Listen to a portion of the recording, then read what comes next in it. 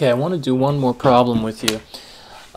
Just about to exhaust this horizontal projectile motion problem. And in this case, instead I just got tired of cannons firing cannonballs, so let's just look at a ball rolling off a table. In this example, we're going to have a table. It's only going to be 1 meter high. And the ball is rolling along, and it's rolling, and it rolls off the table, and it hits the ground here. So let's say that we already know that it landed 6 meters away. So there's where it landed, 6 meters from the edge of the table. And what we're going to try and find out is the initial velocity when it rolled off the table, and that's this one here. This is my initial velocity, and its final velocity right here when it lands. That's final.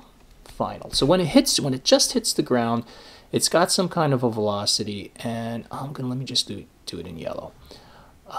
It's obviously hitting the ground in that direction. So my velocity here, v, I'm going to draw it as a capital V. That's my final velocity. It's going to hit in that direction at some speed, some magnitude.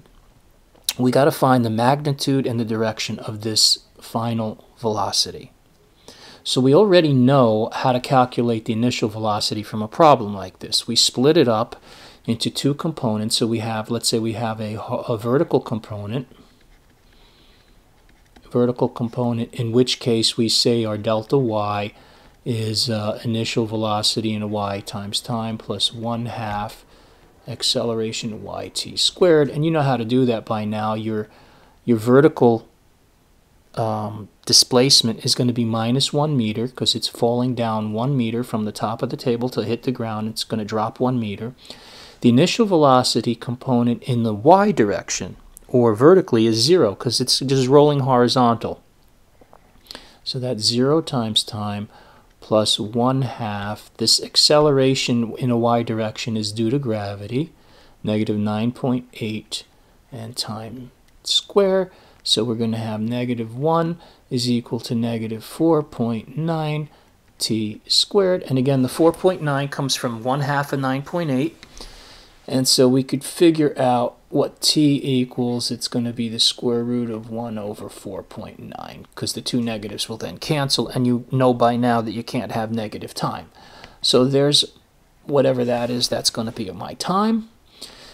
The horizontal, let's do here, horizontal component, delta x, is going to be the initial velocity in the x direction now, because we're talking about x, everything's got to be in the x direction, times time. And we don't have any 1/2 at squared because there is no a. Acceleration in the x direction is always 0 for horizontal and any kind of projectile motion, actually, because gravity is pulling straight down, and that's the only force accelerating the object is gravity, and it's directed downward. So in this case, we know that our delta x is 6 meters because that's how far it went in the x direction. Our velocity in the x direction we do not know. However, we do know time, which we solved from here, which we're going to put in right here as the square root of 1 over 4.9. And then we could solve for the Vx component. All right, it's going to be 6 divided by whatever this 1 over the square root of 1 over 4.9 is. And that will be in meters per second.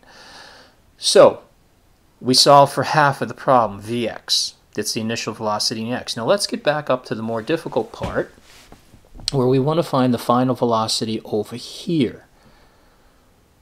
Well, the final velocity, as you can see looking at it, it has two components, doesn't it? It has a horizontal component and a vertical component. So if I make a coordinate axis right here,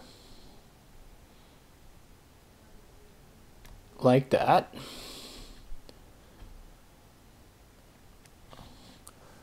I immediately going to see that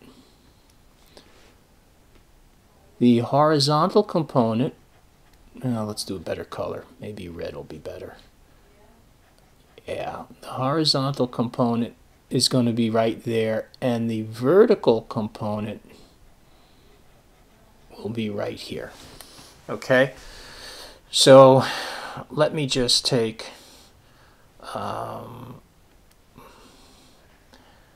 this area here and look at it here. We've got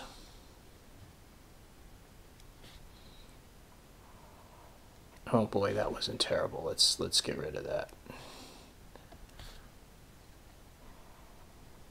Something here. Now, you know what?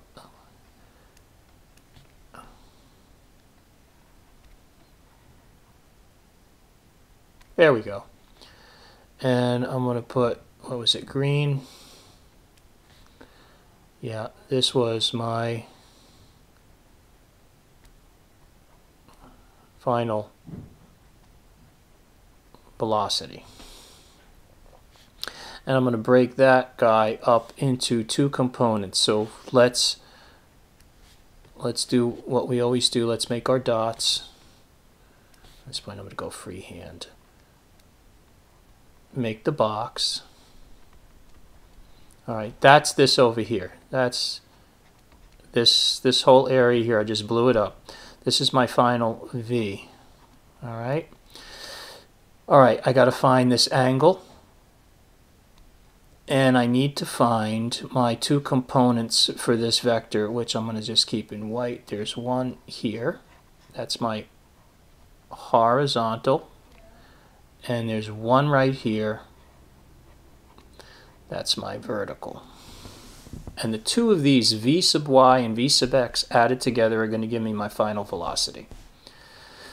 So what is v sub x? V sub x is equal to what I calculated there, which is going to be 6 divided by this nonsense here, this 1 over 4.9 square root. So that's going to be my velocity in the x. Velocity in the y direction, final velocity in the y direction. How are we going to get that? Well, remember the final velocity is equal to the initial velocity plus acceleration times time. Now it goes back to the formula for acceleration. V final equals V initial plus AT. V final, we're talking about y direction now because this is what we want. We want this piece right here, the y component. So the y component is going to be the initial y component plus the acceleration in the y direction times the time. So what is the initial velocity in the y direction? Well, up here is where we initially started, and there is no initial velocity in the y direction. The initial velocity is only in the x direction. It's only going horizontal.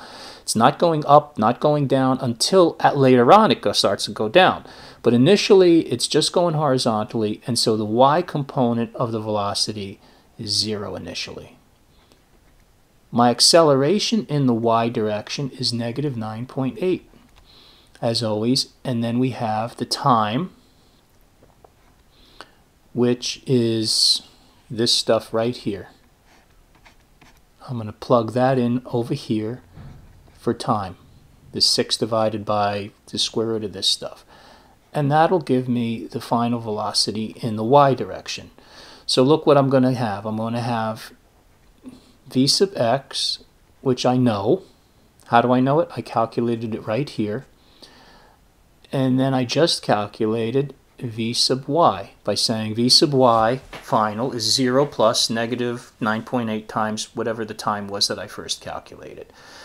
So now I'm back to two perpendicular or orthogonal vectors, and I can now find what I'm looking for, which is v, as going to be the square root of whatever Vx is squared plus whatever Vy is squared. In other words, the Pythagorean theorem is what I'm going to use to calculate V. And in order to get theta, theta then is going to be the inverse tangent function of whatever my Vy was over my Vx. and therefore that will show me how to get the final velocity. In other words, in order to get this final velocity, when the ball finally hits the ground, we got to break it up into two components. The x component here, we know it's the same x component here at the start that we solved for. This component here, going vertically downward, we get from this equation here. V final equals V initial plus acceleration times time. Noting that we're talking about y components only. The acceleration in the y direction is due to gravity, negative 9.8. The initial velocity in the y direction is 0, and we can solve for that final vector quantity in the y direction. Then we've got two perpendicular vectors. We use the Pythagorean theorem. V squared is equal to Vx squared plus Vy squared. So V will be the square root of those quantities. And in order to find the angle theta, we just take the inverse tangent function of that little triangle that's made. Let me show you where. Right here. Let's do it in blue. Blue. Here. Here's my right triangle. So this angle theta is simply this piece over that piece is going to be the tangent of it, so you take the inverse tangent to find theta. This piece here, okay, is gotten by Pythagorean, where V squared is this squared plus that squared. I hope that helps, and we'll do more problems next time.